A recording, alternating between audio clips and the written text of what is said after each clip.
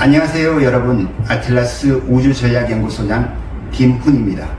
지난 시간 우리는 안전하고도 편안한 사람과 사물의 이동을 가능하게 하는 GPS 위성망의 구성과 기능을 살펴보았습니다.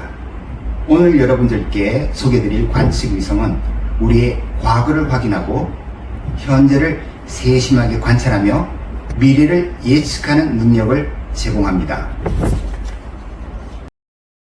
그 말씀은 마치 관측위성이 우리의 모든 것을 다 알고 있다는 묘한 느낌이 들게 하네요.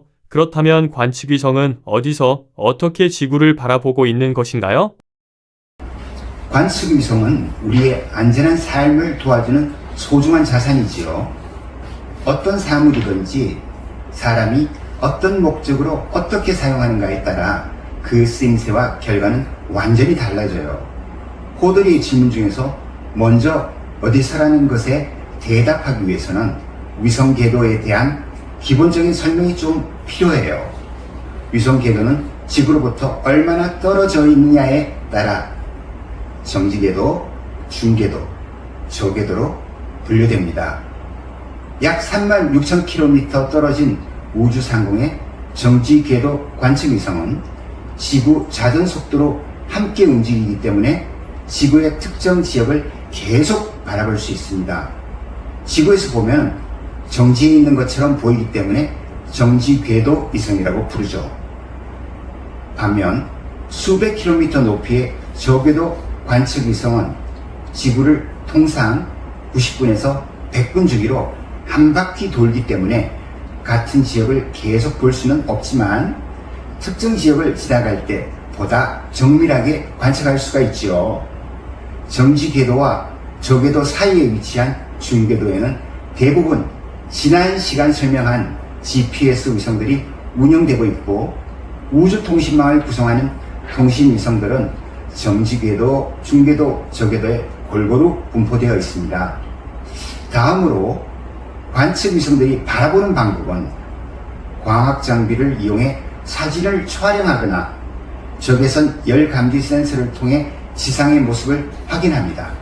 또한 밤낮이나 나쁜 날씨에 구애받지 않고 레이더 영상을 통해 지구의 모습을 관찰하기도 하죠. 어떤 것을 어떻게 봐야 하는지에 따라 관측위성의 운영 궤도와 관측 방법이 달라지는 것이군요. 네, 그렇습니다. 다음의 사례들을 살펴보면 관측위성의 역할과 임무를 좀 더 실체적으로 이해할 수 있을 것입니다. 2004년 12월 인도양에서 거대한 지진이 발생했습니다. 그리고 곧 이어 발생한 쓰나미가 인도네시아, 태국, 스리랑카 등 여러 나라를 덮쳤습니다. 수많은 마을이 사라졌고 수십만 명이 목숨을 잃었습니다. 재난이 발생한 직후에는 무엇이 얼마나 파괴되었는지 알 수가 없었고 현장에 접근하는 것도 사실상 불가능했습니다. 이때 저궤도 관측위성이 피해 지역을 확인할 수 있는 제한된 수단 중 하나였습니다. 위성 사진을 통해 사라진 마을과 지형의 변화를 파악하고 우선적으로 구조대가 찾아가야 할 정확한 위치를 선정했죠. 그러니까 관측위성은 재난이 발생한 후 과거 무슨 일이 있었는지를 확인하여 우리에게 계속 알려주는군요. 그렇습니다.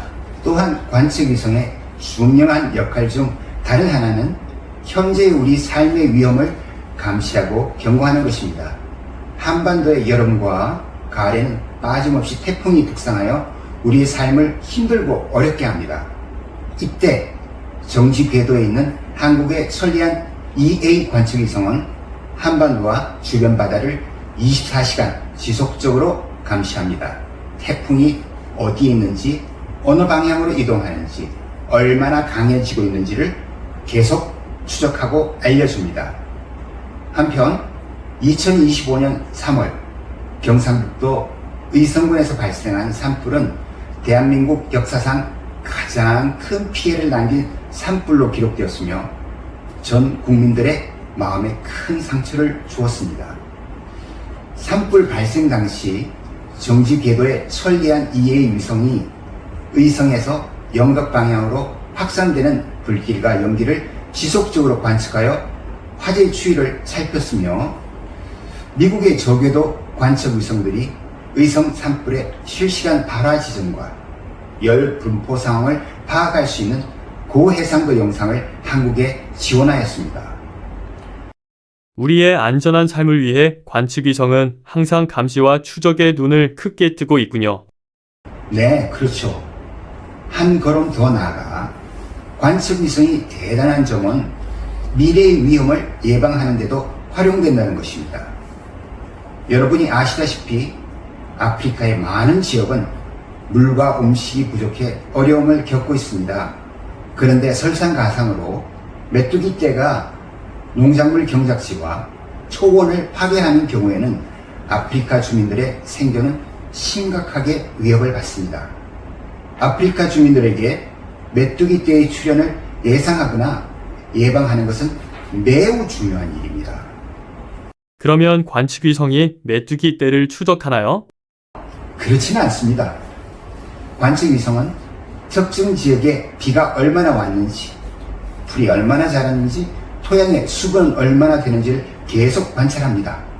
이러한 관찰 결과를 토대로 언제쯤 어디에서 메뚜기 떼가 출몰할지를 예상하고 경고를 하는 것이죠. 관측위성은 미래 위험이 발생할 장소와 모습을 예견하는 눈을 가졌군요. 그렇습니다. 한국 관측위성 천리안이란 명칭이 소라 속에 멀리 보는 눈이라는 의미에서 유래되었지만 요즘 관측위성들의 능력을 종합해보면 미래를 보는 눈이라고 해도 전혀 이상하지 않죠.